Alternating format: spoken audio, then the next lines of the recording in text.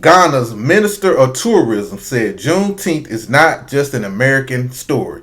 It's an African story and a Ghanaian story.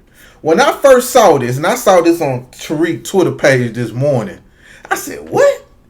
Then he had the video with the lady talking about it. Now here we go. Just in case y'all didn't see it, I'm going to play the video right now. Juneteenth is not only an American story. It is a global story, an African story, and a Ghanaian story. It reminds us that the struggle for freedom, dignity, and justice is universal and unending. In this castle that was once used to service the machinery of enslavement, we gather today to declare that freedom is unfinished without repairing the trauma and lasting. Now y'all just watched what I just watched. That was very diabolical for that woman to say that. And what I don't understand is this. Why they gotta crowbar themselves to what we got going on? Somebody tell me what Juneteenth got to do with Africa and Ghana.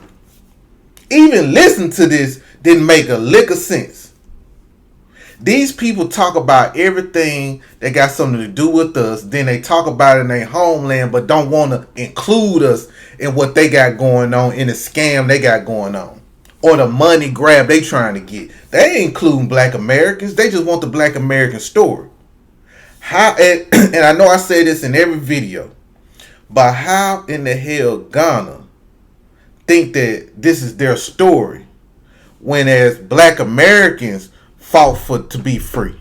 Just like Tariq mentioned, he mentioned the Confederate War. It was us that made sure we got free.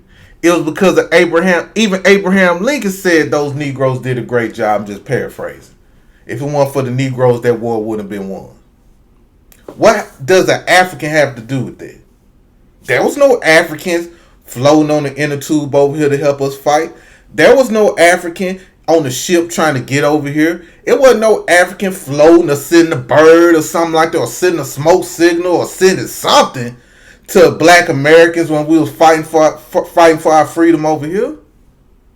You know what those Africans was doing at that time? Still trying to sell other Africans to other people around the world.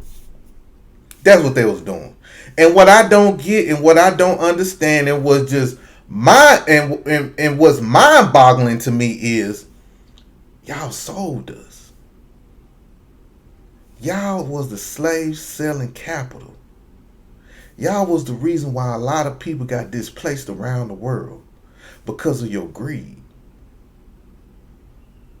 White people didn't force y'all to do that. Asian people didn't force y'all to do that. Australian people didn't force y'all to do that. European people didn't force y'all to do that. The French didn't force y'all to do that. The Spanish folks didn't force y'all to do that. Y'all did that. That was something in y'all's spirit and soul to sell your own folk. Or to sell a tribe that's not part of your tribe. The same people that look like you. Y'all did that.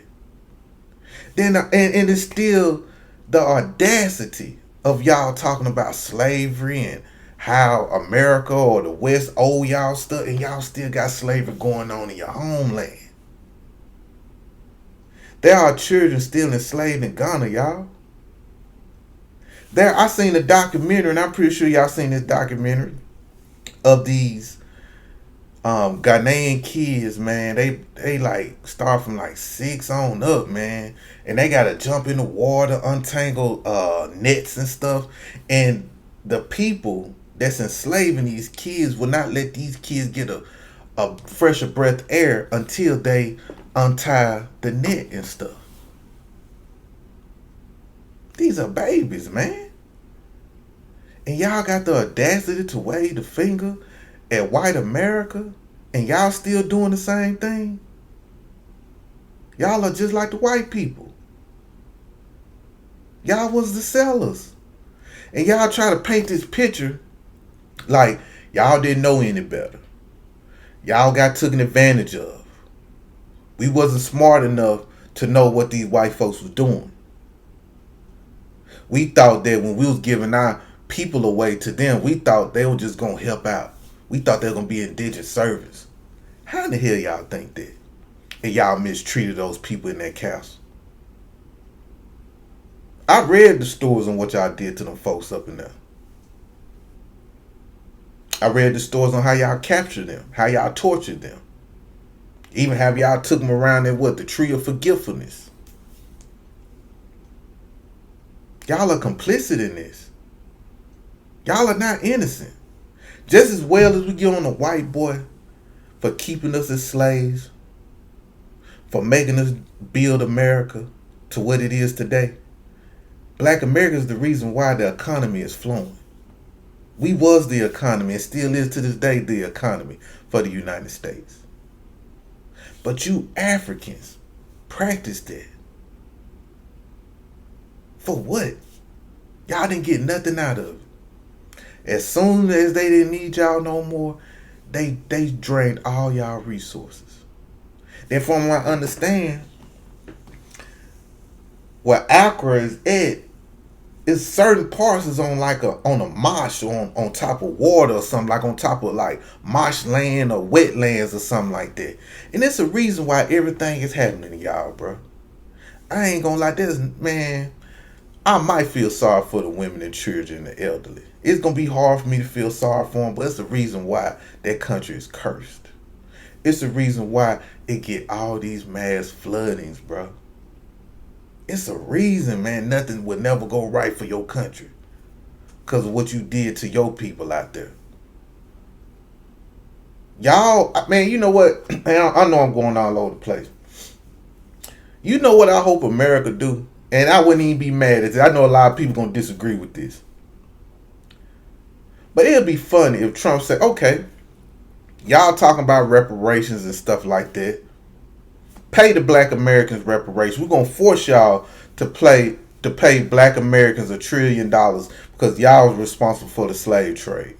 Since y'all was responsible for it, and y'all going around the world lying about y'all not responsible for the slave trade, you need to pay America for that. I wouldn't even be mad if the president did that. Instead of America paying us for reparations, let these Africans pay us for reparations. That's just a thought, y'all. I know America still owe a debt to us, but how these Africans acting, man, I pray and hope we get a president or someone that draft a bill or something or put a sanction on Ghana so they can't get no resources or get anything from us until they pay black Americans. Since they say we come from there. Since they going around here say, well, this is our holiday. This is an African Ghanaian holiday. Okay, since it's y'all holiday, and since it is documented that y'all sold a tribe, well, you owe us some money. You owe us a lot of things. That's why Ghana, man, certain parts of Ghana be catching on fire. That's why they got bad luck, yo, man. I look at Ghana as like a wasteland, like Badlands. They ever watch the movie and somebody might be in a godlike environment or a safe environment and stuff like that. Then one person might do something bad. They say, well, banish them to the wastelands or take them to the Badlands. I think that's what Africa is, y'all. I think Africa is the Badlands or the wastelands. That's what I think, man. Because there's nothing good will happen. And I remember an African told me, well, Brian, you talk all this noise about Africa, how this and that. Well, America gonna fall. Well, I say, guess what? America ain't failed yet. And guess what? I would have great memories on how America was.